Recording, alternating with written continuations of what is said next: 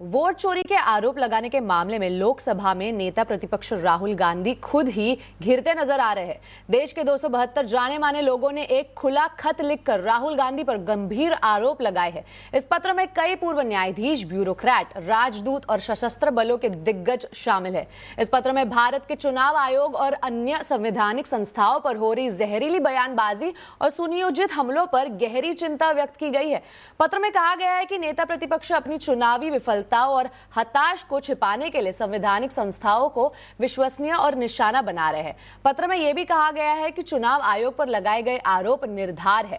America और Europe का उदाहरण देते हुए कहा गया है कि हर जगह अवैध घुसपैठों के खिलाफ सख्ती हो रही है, लेकिन एसआईआर का विरोध कर राहुल गांधी घुसपैठियों को बचाना चाहते हैं।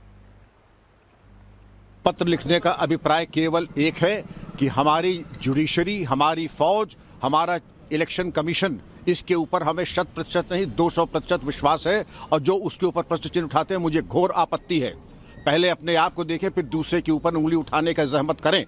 आप वोट चोरी की बात कर रहे हैं और आपने जो वोट डकैती की है उसके बारे में कुछ चर्चा होगी।